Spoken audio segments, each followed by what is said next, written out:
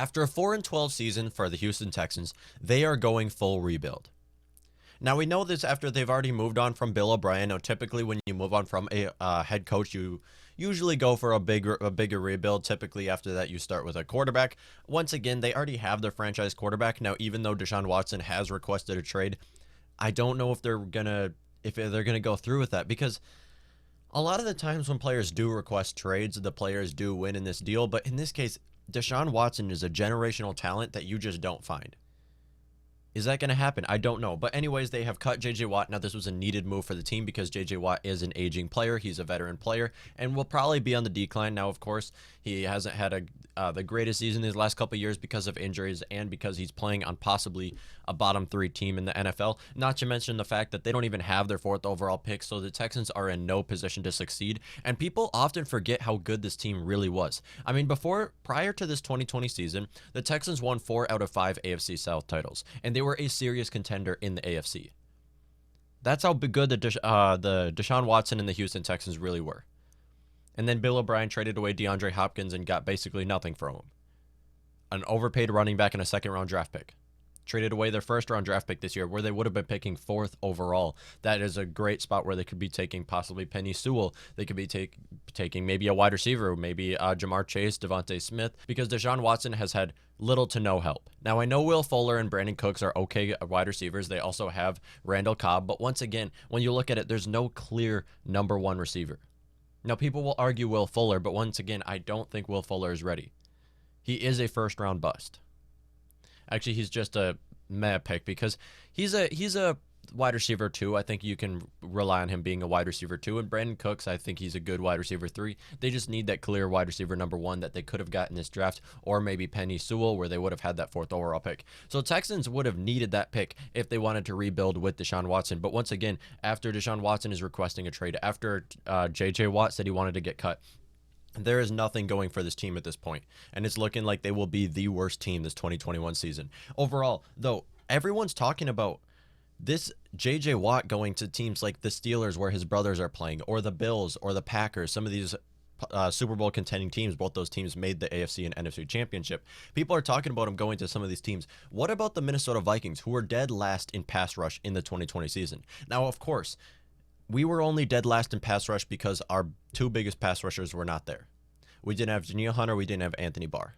We also didn't have Michael Pierce and Eric Kendricks for about 5 games in the season. Pass rushers weren't there, of course, after this. This was after they traded away Yannick Ngakoue. This was after they cut Everson Griffin. This was after they cut Linval Joseph. So there was about no help on the defensive side of the ball, and this is because of the Kirk Cousins contract, who's taken up a majority, or not a majority of this cap space, but who's taken up a lot of this cap space for how he is playing. And then on defense, we're losing all of these guys. And this is what we saw happening. But what about J.J. Watt, who could bring a lot for this team? If Danielle Hunter comes back and, God forbid, he gets injured again, we need someone else. We can't have Afadio Denebo and Jalen Holmes being out there anymore. So let's take a look at how J.J. Watt is looking, because a lot of people will say that he is washed up. Now, J.J. Watt was the best defensive player out of the last decade, getting 3 Defensive Player of the Years in 2012, 2014, and 2015, as well as a 5-time first-team All-Pro and a 5-time Pro Bowler from the years 2012 to 2015 and 2018. And his market value is at $12 million. And $12 million is good for him. He's going to get that. In fact, he will probably get more than $12 million a year annual salary because of how many teams are going to be looking for a new defensive end. I mean, you can name off half of the league. Just about everybody will be looking for J.J. Watt, and Minnesota Vikings are one of those sleeper teams that are probably in the sweepstakes. Now, people ask themselves, where are the Vikings going to get this money? I mean, we are expected by SpotRack to be negative $5.5 million in cap space. Where will we have the money to sign a player like J.J. Watt?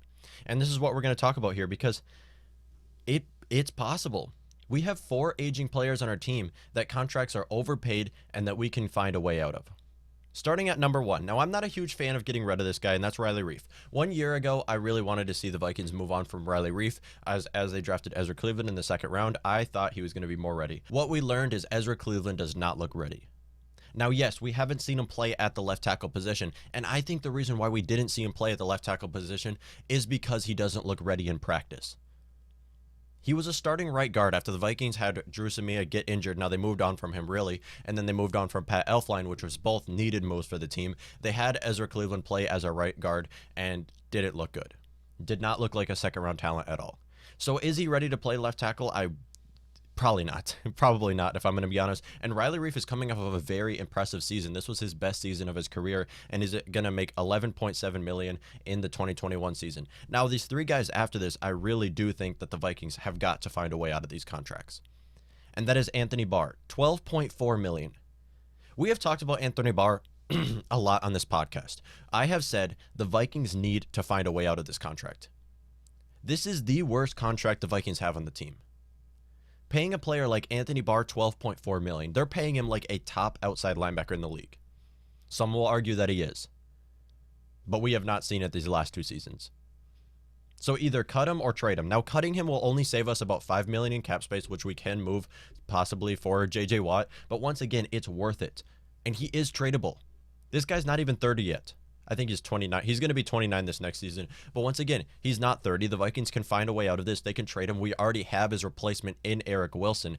There is no need for the Vikings to have Anthony Barr. Now, it's going to be hard to trade a player that only played 1 game this last year. But it's possible, and it's worth a shot. The Vikings have to find their way out of this Anthony Barr contract because it is a cap casualty, and it is holding us back. After that, we have Kyle Rudolph, another player I've talked about a lot of times in this channel. Another player we do not need. Both Anthony Barr and Kyle Rudolph missed games this last year, and they showed we honestly do not need these guys. When Anthony Barr went out with an injury, he was placed on IR after the first week for the rest of the season, we saw Eric Wilson really step up. Eric Wilson is now an unrestricted free agent that the Vikings need to bring back, and they need to move on from Anthony Barr. Eric Wilson is younger, and honestly, these last 2 years looked better than Anthony Barr has looked. And for that reason, I want the Vikings to move on from both Anthony Barr and Kyle Rudolph. Kyle Rudolph missed, I think it was about 5 games, just like Eric Kendricks, the last 5 games of the season, somewhere around there. He missed that, and we saw, once again, we don't need Kyle Rudolph. Our tight end duo between Irv Smith Jr. and Tyler Conklin look better than Kyle Rudolph and Irv Smith Jr. On top of that, we're not even talking about the fact that Brandon Dillon is another tight end number 3 that the Vikings have. So, all in all, Vikings already have their 3 tight ends.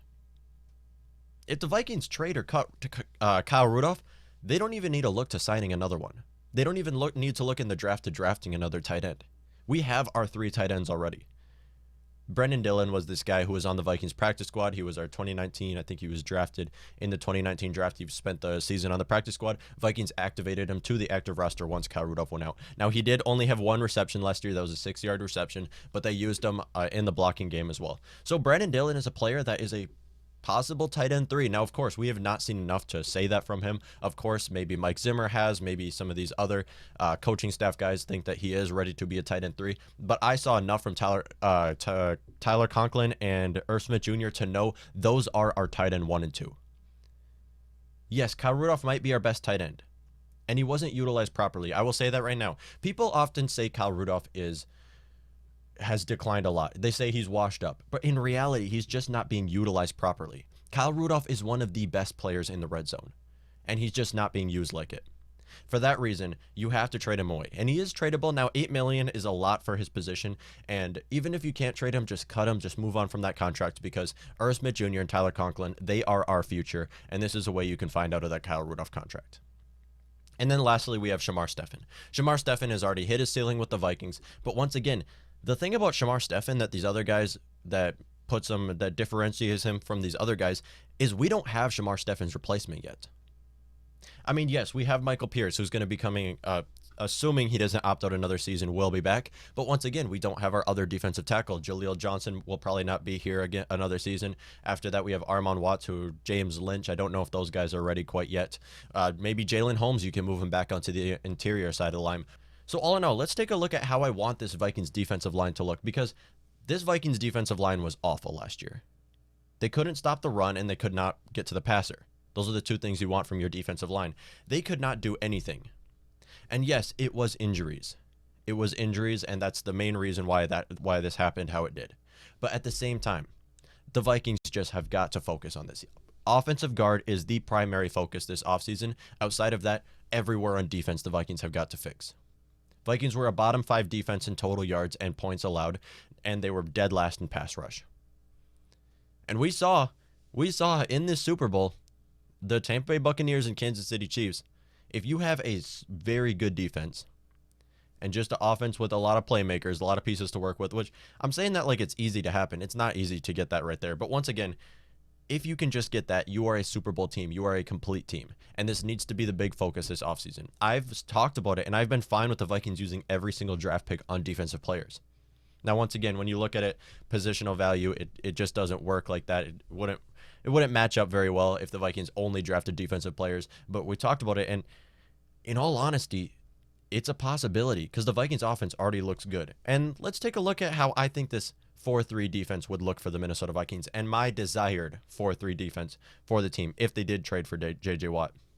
So at left defensive end, of course, we would have Danielle Hunter coming back. Left defensive tackle, hopefully Michael Pierce not opting out of another season. Right defensive tackle, Christian Barmore. A lot of mock drafts have the Vikings taking Christian Barmore at the 14th overall pick, which I would be totally fine for. I'd be all on board for the Minnesota Vikings drafting Christian Barmore. That would be huge. That's a 3-tech defensive tackle that we have not had in a long time. At the right defensive end, we would have J.J. Watt, and our linebackers would be Troy Dye, Eric Kendricks, and Eric Wilson. Now, you may ask yourself when you look at this, basically all these guys were not even starters last year.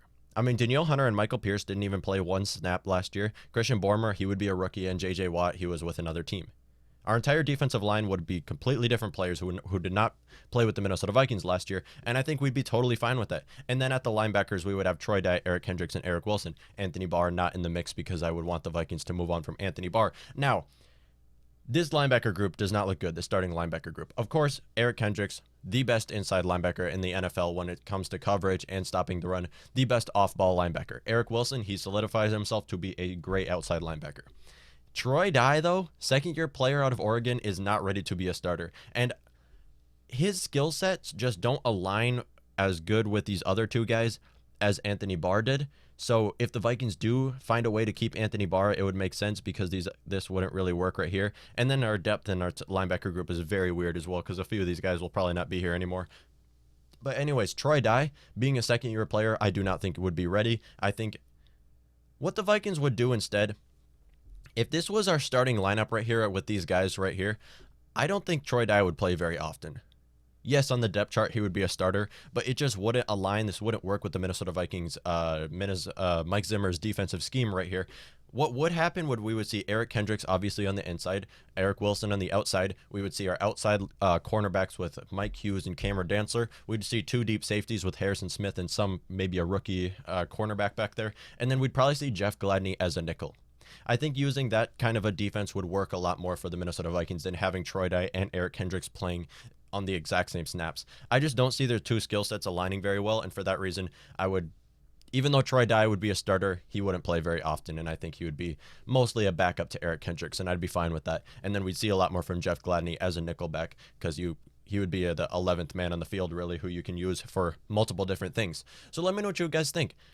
Should the Vikings at least try to make a move for J.J. Watt? Now, there's teams out there who can use J.J. Watt a lot more for the Minnesota Vikings, and we could definitely use J.J. Watt, but we would have to also give up a lot for it. So it would be a lot, and although defensive end is not the biggest need for the Minnesota Vikings and offensive guard is, we're in free agency. I think the Vikings should look to signing Brandon Sheriff or Joe Thuney. If they can't sign either one of those players, J.J. Watt might be that number 3 guy that the Vikings need to look at because I don't want to see Afadio Odenigbo and Jalen Holmes coming back.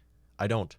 These two guys are too slow and too unathletic to be defensive ends. They are interior pass rushers. If the Vikings don't get J.J. Watt, which I don't think it'll happen, but we have to talk about it as a possibility, I think our defensive end duo with Danielle Hunter and DJ Wanham would be better than what we saw, and far better than what we saw last year, where it was Afadio Odenigbo and Jalen Holmes, who both didn't look good at all. That defensive end duo might be scary, and I trust in Andre Patterson. So even if the Vikings decide not to go or even try to make a move for J.J. Watt at all, which would be understandable, I think that's kind of the expected decision right now that the Vikings don't make a move, I think that defensive end duo would be a lot better than last year. And even if we don't have Danielle Hunter, I think DJ Wanham alone, because Wanham was our best defensive end last year. Yes, Afadio Odenigbo and Jalen Holmes played more snaps than DJ Wanham, but Wanham was our best defensive end. Because when he was out there, he actually made an impact on what was happening in the field. Afadio Odenigbo is too slow. He can't even get to the quarterback. Jalen Holmes, did he even get one sack last year? How many games did he start and not get one sack? DJ Wanham literally won us the game against the Packers. He was the best defensive end last year. And I think if the Vikings do not draft a defensive end in the first round or do not try to get a defensive end like Everson Griffin or J.J. Watt, I do think DJ Wanham will be our starting defensive end alongside whoever it would be. Hopefully, Danielle Hunter does come back, but if he doesn't, it would probably be alongside Afadio Denebogan. And I'm excited to see it. Let me know what you guys think. Do you think they should make a move for J.J. Watt?